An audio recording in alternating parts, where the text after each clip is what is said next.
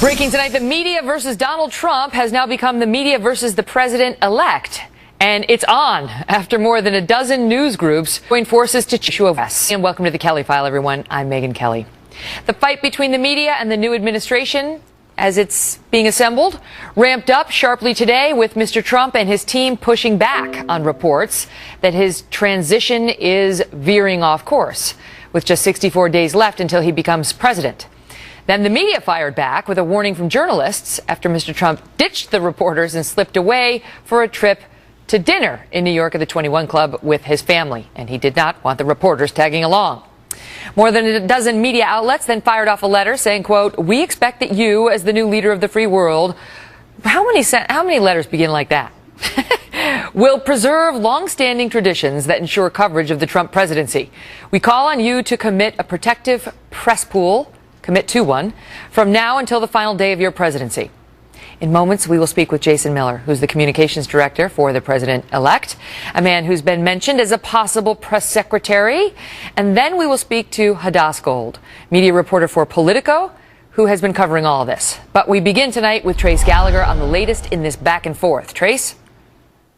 Megyn, if Donald Trump were to announce any cabinet nominations by this Friday or even next Friday, he'd be the fastest president to do so in 30 years. Yet Politico says it was told the transition was, quote, an absolute knife fight. The New York Times categorized it as improvising, saying, quote, American allies were blindly dialing into Trump Tower to try to reach the soon-to-be leader of the free world. President-elect Trump is pushing back, saying the transition is going smoothly, and today tweeted this, quote, "I have received and taken calls from many foreign leaders despite what the failing New York Times said. Russia, China, Saudi Arabia, Japan, Australia, New Zealand, and more.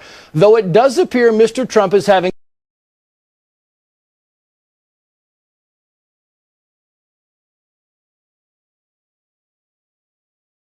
conversations with foreign leaders without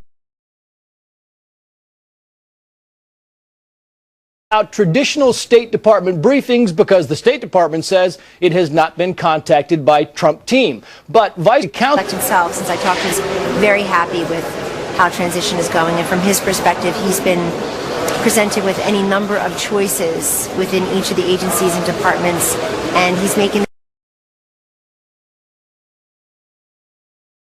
those tough decisions. The Trump camp is also knocking down reports that Jared Kushner, Trump's son-in-law, is ridding the transition team of anyone elected.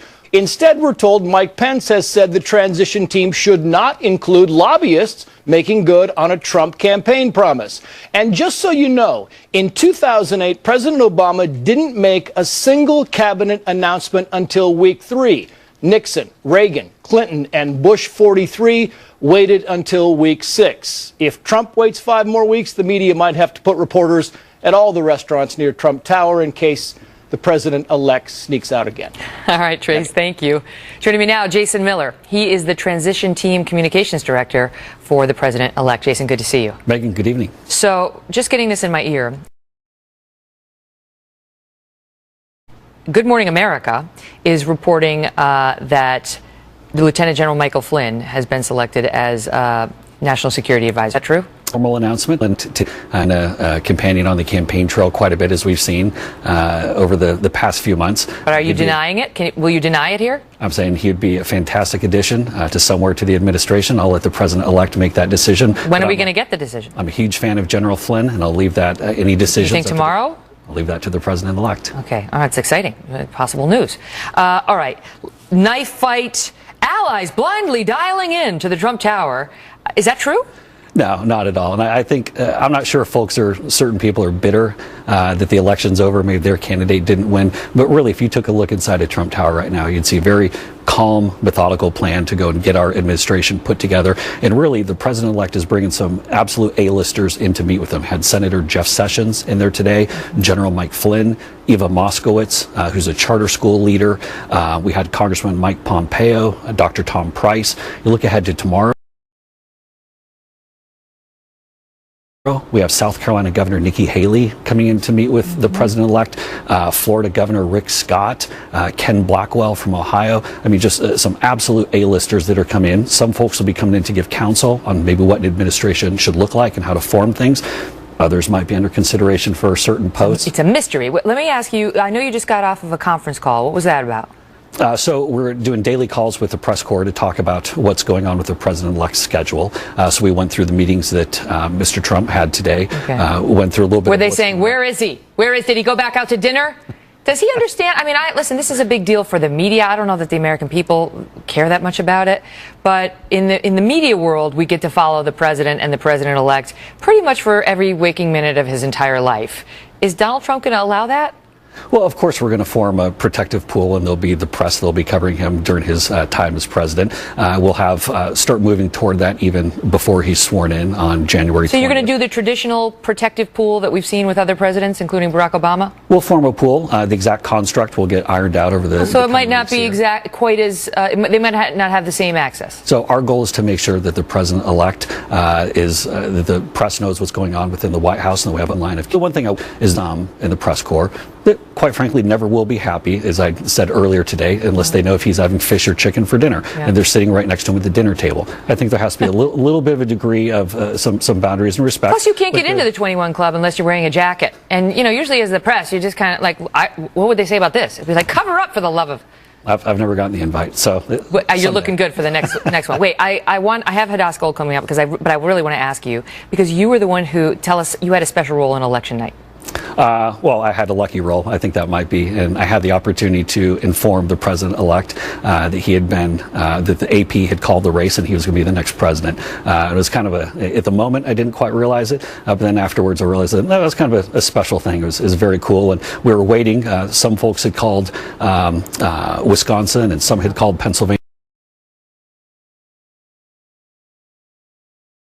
But then AP was the first one to. Did you look at him and say,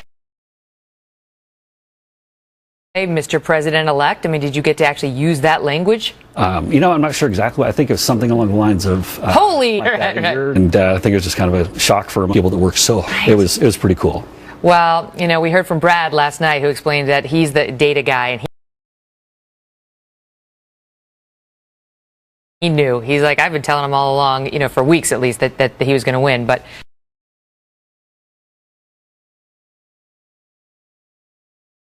To the outside world, it was like, what? Stand by, because I'm bringing you back in a second. Okay. But I want to get to Hadass Gold. She's a media reporter for Politico, and with us now. Hadass. So Donald Trump follow him to the 20 to have dinner with his family. Listen, reporters don't expect to be sitting at the dinner table between Eric and Ivanka as Donald Trump enjoys a steak. What we're trying to do is just to keep an eye on where the president is and what he's doing. We are the independent eye, part of the campaign, not part of the government. Shouldn't elect Trump of independent that he was safe and what was going on. They weren't going to say where he was. They know how to keep secrets. But it is so vitally important because this is the new leader of the free world, as that letter said, and we need to know where he is and what he's doing. Do you believe, when Jason was suggesting he's going to have a, press pool, we're going to have the press, but there may be some differences, there may be some changes. Donald Trump's never been an elected politician. He's 70 years old. He's used to having his privacy. What changes do you think we'll see under President Trump? I'm not sure. Hopefully Jason can say, but I'm not sure that we're going to see as much of that full-on press access as we've had before. Now, don't Hillary Clinton, both tools at different times later. We don't know. That's the thing. We don't know when it's going to come. Is it going to be a week before Inauguration Day? Is it going to come tomorrow? Hopefully it will be tomorrow. You raise a good point about 9/11. Because that was supposed to be just any other day. And he was, President George W. Bush was sitting there reading a children's book to an elementary school class, and no one knew that this was going to turn into 9/11. It's good that Hadass here. So you understand the importance, right? It's like, think about that. Well, it's not that the press are just nosy. They're trying to do the people's business. Absolutely, and they have a job to do, and that's to keep the American people informed, and also I think there has to be that little degree of privacy. One thing to keep in mind with Mr. Trump is that he has one of the most public, one of the most visible lives probably in the world. There's a microscope on every single movement. There are folks who are watching every single thing, and I do think that when it comes to maybe a family dinner, that there can be that little bit of privacy. Okay. Let me ask you this. I want to get to this other thing. Lobbyists. Big move today in Team Trump in fulfilling a campaign promise. And why don't you tell them what it was? Well, one of the campaign promises was to make sure that there weren't lobbyists involved with the transition team. And so under the guidance and the leadership of the vice president-elect and with our executive director of the transition team, we're making sure that no federal or state lobbyists are involved with the transition team. And so folks have a choice. They can be part of the transition team or they can be a lobbyist. But you can't be doing both. And this really goes to the broader package of some of the ethics reforms. Drain the swamp. Drain the swamp that the president-elect rolled out, where he said that if you serve in a leadership position in the executive branch, then you're not going to be a lobbyist for 5 years. And anyone signing up to go into the White House is going to have to live by that. That will come as a delightful piece of news to many of our viewers. Drain Great the to swamp. see you. Great to see you, Jason. Thanks, Megan. All the best to you. So tonight we have new developments on the controversy. Congressman Keith Ellison security warrant. Take a look at who might get tapped for the job of keeping America safe when Chris Stirewalt, Professor Alan Dershowitz, and Mo Alithi join us. Look at that panel. We've never had those three together. And then new reports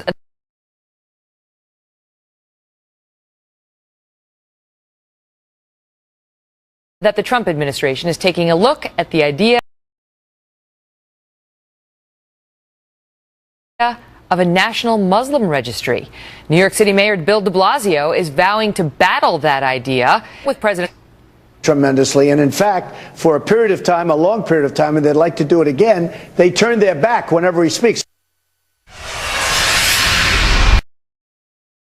Breaking tonight, new developments with one of the more controversial proposals from President-elect Trump. This is loosely referred to as the so-called Muslim registry, but listen. According to Kansas Secretary of State Chris Kobach, Trump's policy advisors are now discussing a proposal to create a registry not for American Muslims, but for immigrants coming into America from Muslim countries, with the idea of better tracking people from places where there may be a lot of terror activity. Well, our next guest, he has been critical of some of Mr. Trump's policies, and he met with Mr. Trump earlier today. He says this is just one of the many issues over which he's willing to battle the new administration. Bill Deblasio is here, the Democratic mayor of New York City. Mr. Mayor, great to see you. My pleasure. So why is it a problem if we create some sort of record of immigrants coming over from Muslim countries?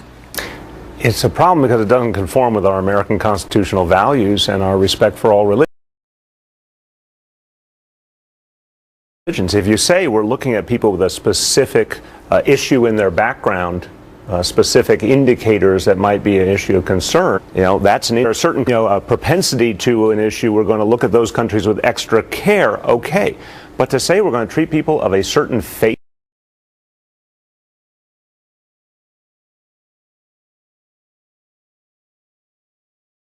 across the board as if there's something wrong with them, well, then are we going to have a Christian registry and a Jewish registry? Where does this end?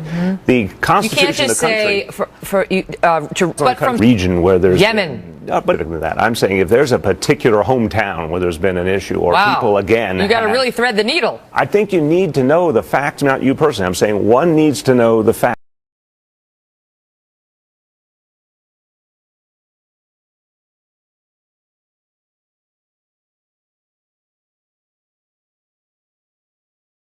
Of how we do this. So this should be our security personnel determining what causes them to want to look for extra information.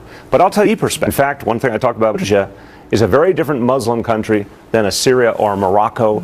So I think the conversation, the language has to change immediately. Wait, so now did you say this to President-elect Trump? Because you went to Trump Tower today, you had a meeting, Yep. And at the meeting you said you raised concerns about the rhetoric and messages that for so many people have been hurtful, Yep. and have made so many New Yorkers fearful.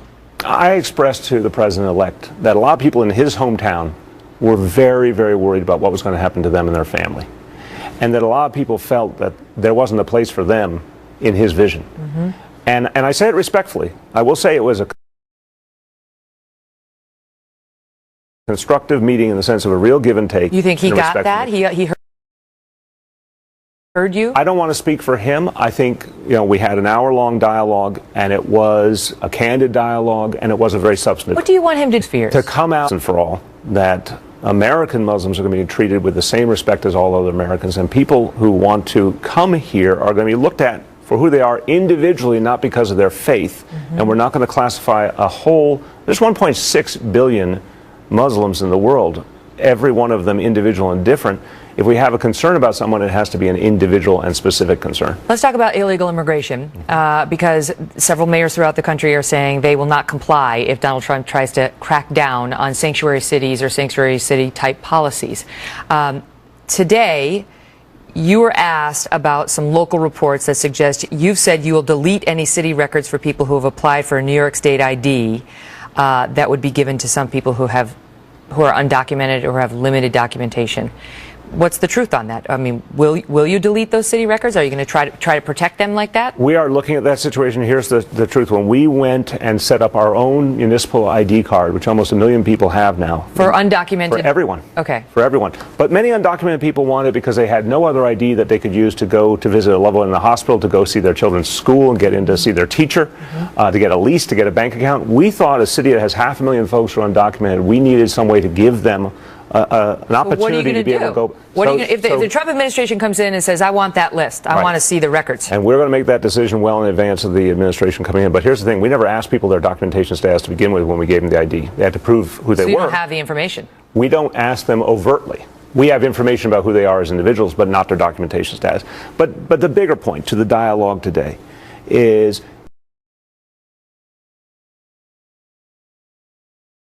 here's an example where one of the things I said to the president-elect is talk to law enforcement around this country. Talk to Commissioner Jimmy O'Neill of the NYPD. An open relationship. A person witnesses a crime. If an undocumented person is a victim of a crime, you don't want them unable to go to the police because they fear the next step is deportation. And law enforcement all over the country will tell you we will be creating a whole new problem if we do mass deportation. Now that's very different, Megan, than if someone has committed a heinous crime. I got it. I got to run, but I have to ask you a quick question before you go. You're the mayor of New York City. Rudy Giuliani used to be the mayor of New York under President Trump. Look, I had my differences with Rudy Giuliani. I really have. I don't want to tell the president-elect who to choose for his cabinet. I can say that in this city, there were times when Rudy was not a force for unity. If he's going to be involved in the federal government, I hope he will learn the lesson of some of the things that happen here in New York City. You had some moments of not being a force for unity yourself. You backed the Governor Cuomo when he made those remarks about conservatives not belonging in New York City. I will say differently. I think the point here is that in a city that's the greatest cosmopolitan center in this country, the issue is, do we find a way to bring people together across all the different demographics that make up this city? And I think if Rudy's going to be involved domestically or internationally, one of the things he has to focus on is to not go down the road that we saw too often in New York City. Mr. Mayor, great to see you. Thank you, Megan. Thanks for being here tonight. Well, when this idea of better screening certain Muslim immigrants first came up, one of the big defenders was Carl Higbie. He's a former Navy SEAL and a Trump supporter, and he joins us now. Carl, good to see you. So Thanks for having me, Megan. You heard the mayor's position, which is, we don't do that kind of thing. We don't create registries based on religion. Yeah, well, we have in the past. We've done it based on race, we've done it based on religion, we've done it based on region. And the fact is, he also brings it back as like a constitutionality issue. The problem is people outside this country are not protected under the same constitutional rights as we are in America. So you think it's a good idea, and you don't care that this is some sort of a slippery slope where Muslims may get just lumped into some group where they get put on a registry, and some aggressive law enforcement actor in the future might abuse that list. No, absolutely. Look, there's always a case for abuse in this thing. But the fundamental problem here is we have a large faction. Look, being a part of the Muslim faith is not a bad thing. And most of them are perfectly good people. But the fact is there is a small percentage of people that have chose to align with an extreme ideology within the faith, and they're doing harm. So we would like to keep tabs on it until we can figure out what's going on. Trump has said, look, it's a regional-based thing right now. If they're coming into our country, we need to know who they are, where they are, and what's going on. Because he's trying to stop immigration into the country from countries where there are major terrorist issues, and until we can figure out what's going on. But this seems like something else, which is if you're coming over, I mean, this is what I'm reading, okay? This is that again, the Kansas Secretary of State, Chris Kobach, who helped write the tough immigration laws in Arizona, said today the advisors are drafting a registry for immigrants from Muslim countries, for immigrants from Muslim countries. Yeah, and perfectly honest, it is legal. They say it'll hold constitutional muster. I know the ACLU is going to challenge it, but I think it'll pass. And we've done it with Iran back a while ago. We did it during World War II with Japanese, which, you know, call it what you will, maybe you're wrong. You're not proposing we go back to the days of internment camps, I hope. No, I'm not proposing that at all, Megan. But what I am saying is that we need to protect America. I mean, that's the kind of stuff that gets people scared, Carl. Right. But I'm just saying there is precedent for it, and I'm not saying I agree with it, but in this case, I absolutely believe that a regional You can't be citing Japanese internment camps as precedent for anything the president-elect is going to do. Look, the president needs to protect America first, and if that means having people that are not protected under our Constitution have some sort of registry so we can understand, until we can identify the true threat and where it's coming from, I support it. You get the protections once you come here. All right, Carl, good to see you. Thank you, Megan. Still ahead, President Obama delivering his toughest remarks yet on President-elect Trump.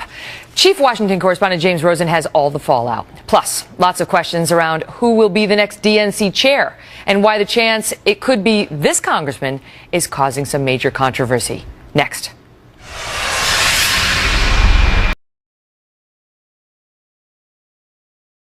I know many of you are deeply disappointed about the results of the election. I am too, more than I can ever. Speaking in just the last hour with her first remarks since her concession speech, speaking to a Democratic Party now described as being in crisis after watching the GOP retain control of the House and the Senate.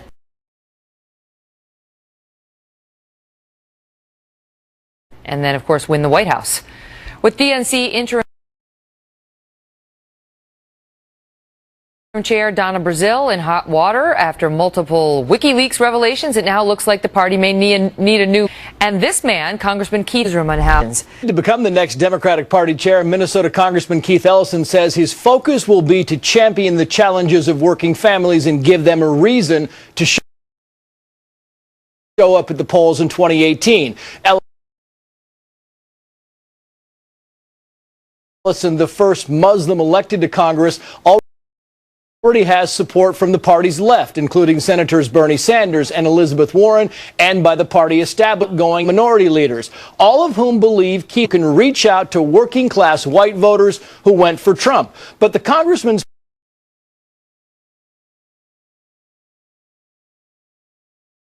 past associations and comments may prove more concerning for moderate voters. Ellison once identified with Louis Farrakhan's Nation of Islam of 11 to Hitler and the 1933 Reichstag fire, being the German parliament building. Reichstag was blamed on the communists and gave Hitler the power to do as he pleased. Ellison was implying that 9/11 did the same for George Bush. Keith Ellison also backed a movement to impeach Vice President Dick Cheney for the intel failure dealing with weapons of mass destruction. Ellison appears to be the early favorite, though he is facing competition from former DNC Chair Howard Dean and former Maryland Governor Martin O'Malley. Megan. Wow. Trace, thank you. Joining us now with more, human rights attorney and author of Lawfare, The War Against Free Speech, Brooke Goldstein, and an independent political analyst and former Bernie Sanders campaign staffer, Teslin Figaro. Great to see you both. Wow, a lot to unpack in that report. Let me start with you, Brooke, on why the Democrats would even be considering someone that controversial. Especially amid all the hoopla where they're accusing Bannon of being racist and anti-Semitic, and, you know, what do they use as proof? Some allegations by an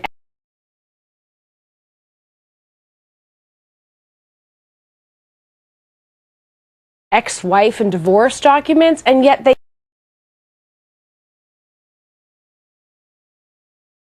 failed to look at the very clear connections of Keith Ellison to radical Islamist groups, to of it. I mean, spoken at Council on American Islamic Relations conferences. This is a group that has ties to Hamas, a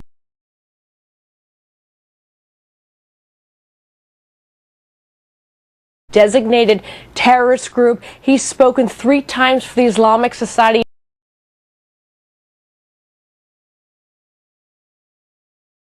of North America at the conference in 2008. They were handing out material organization and the United States. Appreciate her. What I would say is that the ties are not as clear as she would suggest. You know, let's not forget that Senator Bernie Sanders, who, in case counsel has forgot, is in fact Jewish.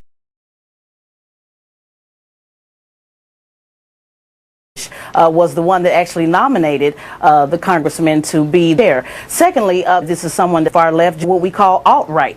What I think everyone needs to do is calm down, go in the corner, get a timeout, take a glass of water like Mark Rubio, and basically just take a step back and understand that Bannon is going to the White House, regardless if people agree with it or not, and Congressman Ellison will have the opportunity to serve the DNC if they choose. So handing out the terrorist literature, I'm just going to endorse Donald Trump. It doesn't mean that Donald Trump is a part of the KKK. Trump didn't show Same up way at a I'm not a KKK socialist, meeting but also and take a work look for at the Bernie literature. Sanders. So just because someone has a connection with someone that it's more than connections. with an extreme group doesn't mean they should Keith Ellison has been very vocal in his support for the Nation of Islam for over a decade. It only was when he ran in 1998 that he came out against the Nation of Islam, claiming he didn't realize they're anti-Semitic. He was a supporter of a woman who said that Jews are the most racist people we know. He's gone on record supporting the Council on American Islamic Relations and Niwad Ahwad, who fundraised for him, who is a founder of the Council on American Islamic Relations. So there's a long list of what Ellison did, things. What Ellison did with the Nation of Islam is support the Million Man March. He's also did a lot more than that. Let her finish. No, he spoke against Farrakhan and his anti-Semitic comments, where people still believe that are not anti-Semitic. And again, I say again, is Senator Bernie Sanders not Jewish? Is he not the one that said that he would be the best one to represent the party? Basically, the DNC, Megan, is in complete disarray. They need to come back to the Democrat, to the Bernie Sanders supporters and surrogates to try to get them involved in the party. They need to fix it because they clearly got whooped all across the country, and so they're trying to do what they need to do to get it together, and it's not going to come by with someone who has a central attitude. Oh, interesting. Fascinating. Nicely done. Good to see you both. Thank you, Teslin. Thanks, Brooke. Up next, President Obama delivering his toughest remarks yet on President-elect Trump. We'll show you what he said and then what happened. Plus, more on the breaking news reports that Lieutenant General Michael Flynn could be our next national security advisor. Chris Direwalt, Professor Alan Dershowitz, and Mo Alithi right after this break. A lot of what George W. Bush tried to do was too ambitious, too transformational, led to Iraq. And Barack Obama is going to be judged harshly by history, most often for what he didn't do. Too much retrenchment. There's a space here for this new administration, I think, to get it right. World headquarters of Fox News.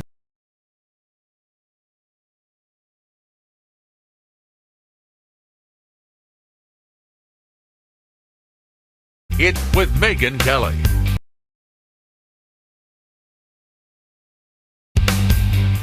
So breaking tonight, we got word at the top of the hour that Lieutenant General Michael Flynn, former head of security, got homegrown the homeland with little or no notice. For more on that, we turn to our chief intelligence correspondent, Catherine Herridge. Catherine? Well, thank you, Megan. Also late today, the former New York City mayor and apparent frontrunner for Secretary of State did not tip his hand to waiting reporters outside Trump Tower. We haven't gotten any highlights today. We discussed the transition. And how did it go? Who are you transitioning? It went really well.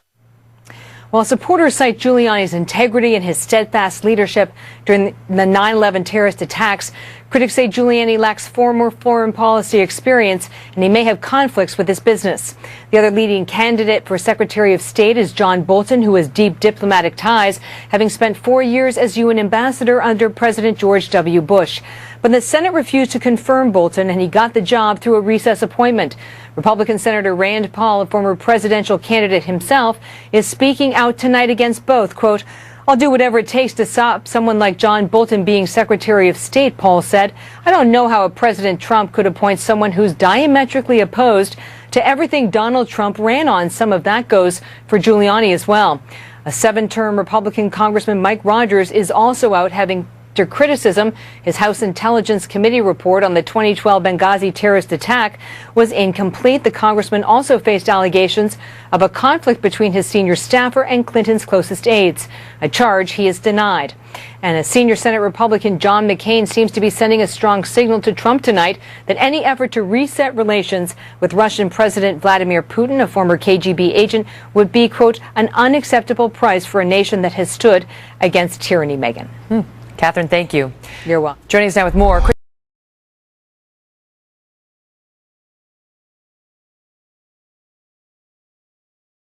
Steyerwalt, our Fox News digital politics editor, Alan Dershowitz, Harvard Law professor emeritus and author of Electile Dysfunction. Are we still things in the Giuliani for Secretary of State? Is it going to be General Michael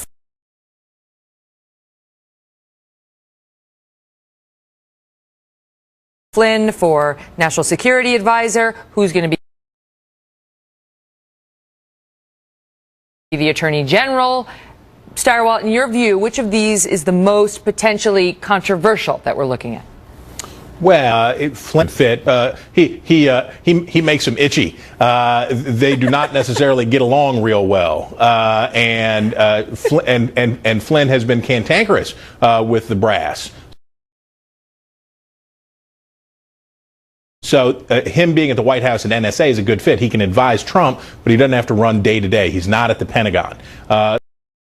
So there's that. With Giuliani, there is a concern about the amount of business that he's done overseas, and all the work that he did as an international lawyer would stand to be potentially very controversial. But we would also remember that the president basically gets to make his picks. If Giuliani has conflicts, they have a majority in the Senate. They could probably push one or two controversial picks through. And as for the rest of it, they got to pick the ones that they want to fight on. Professor Dershowitz, your thoughts on Rudy Giuliani as Secretary? Attic is anybody's guess, but he'd certainly be Trump's guy. I mean, I think he is very much like Donald Trump. Now, I think the arguments against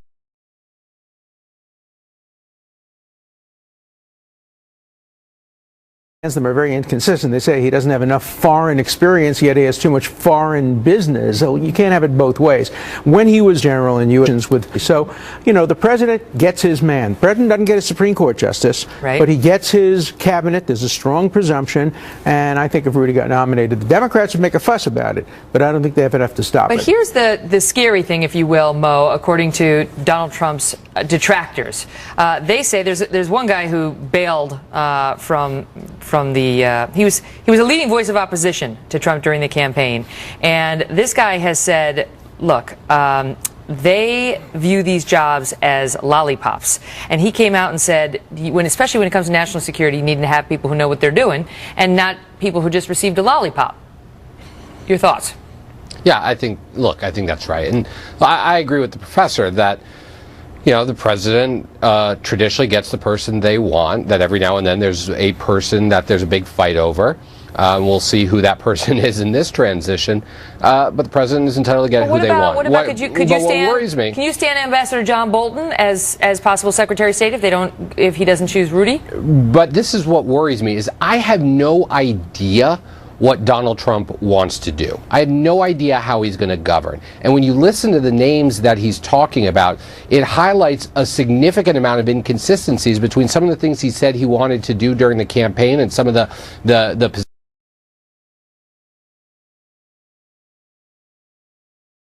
positions he held, and these people, right? I mean, I'm old enough to remember when Republicans were attacking the Clintons for Clinton Foundation alleged ties to both foreign governments in their business. Old enough to remember when Donald ran against everything that the Bush administration did in foreign policy and ran against the Iraq War. John Bolton is one of the architects of the Bush administration's foreign policies. He's more of like a neocon, they might describe him as, and right. Trump certainly does not sound like a neocon. Let me talk about those national security appointments, Chris, because those are the ones we actually should be paying attention to. Yeah, my gosh. So you figure the president-elect has about 4,000 appointments that he's got to make, but there's fewer than 100, about 80 national security appointments that are absolutely crucial, because we remember this. During the transition, and especially in the opening weeks and months of a new administration, our enemies will test us. This is proven throughout time. They will take a sounding of the new leader to see what his response is. That's why this team and this hurry-up restart on the Trump transition, this is so crucial, because if they can't get the people in these jobs, especially since Trump has had a prickly relationship with the foreign policy establishment in the United States, this is crucial. But he also is wearing a hair shirt. Go ahead, Professor. We're focusing a lot on the top job in the cabinet. In an administration like this, the key roles are going to be the deputies and the assistants, the career people, the people who have vast experience, the people who have been in other governments and other administrations. They have impact. All state who's get number 2, 3, and 4. The same thing with Attorney General. Those are crucially important positions. Since I have you here and you're such a famous, well-known, successful lawyer, any thoughts on who should be the Attorney General? Well, there are so many able people out there. I think he should probably reach across gender lines. He should reach across party lines. Joe Lieberman would be a terrific choice. Someone whose name rhymes with Mershowitz? No, I'm too old and I don't want to be in any government. But he would be a very good choice. I think doing something different for Attorney General, picking a woman. Well, Nikki Haley was there meeting with him today. We don't know why, for what, but that would be an interesting choice for one of these positions. Great to see you. And just a final question, Starwell, if I move to West Virginia, how long do I have to live there before I pick up terms like that? We'll get you a passport. You can have them for free, Counselor. Oh, fantastic. I'll be there. Thank you all. Thank you. So up next, President Obama.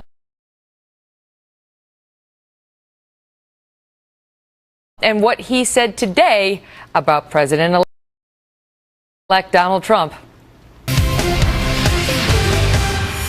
Instead of celebrating your dynamic union and seeking to partner with you to meet common challenges, there have been times where America has shown arrogance and been dismissive, even derisive. You remember that? Didn't he look so much younger there? That was President Obama in 2009 on one of his first trips overseas. An event that critics would label part of the apology tour, since he shared sometimes harsh language about America's treatment of our allies. Today, on his last trip overseas as president, he delivered new criticisms. These were against the president-elect. Chief Washington correspondent James Rosen joins us with the details. James? Megan, good evening. Until today, President Obama had spent the post-election period urging divided America to give Donald Trump and his team a chance. But after he toured the Acropolis in Athens, Greece, birthplace of democracy, the outgoing president delivered his toughest remarks yet about the president-elect and the meaning of his victory.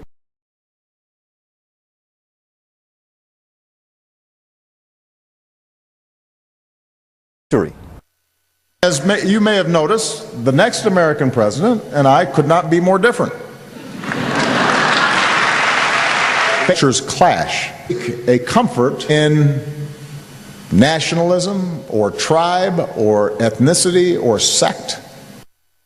With the Democratic Party he has led for the last 8 years now having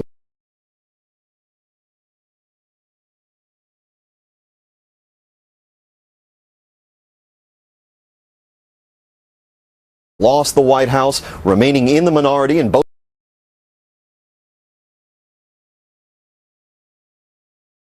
houses of Congress and suffering deeper losses at the state level, Mr. Obama finds himself preparing to yield to a success. He's talking about that this cooperation is going to be historic, similar to what President George W. Bush did for him. And then he'll go overseas and then he'll stick his finger in the eye of the incoming president and talk about his hope that this nationalistic spirit will not be divisive for our country. President Obama is now in Germany, where the foreign minister of that country said after Donald Trump's election that the rest of the world will just have to get used to the idea that U.S. foreign policy going forward will be less predictable. Megan? James, thank you. Up next, we're taking the Kelly File on the road. We'll tell you where we're coming to a city near you. Stay tuned.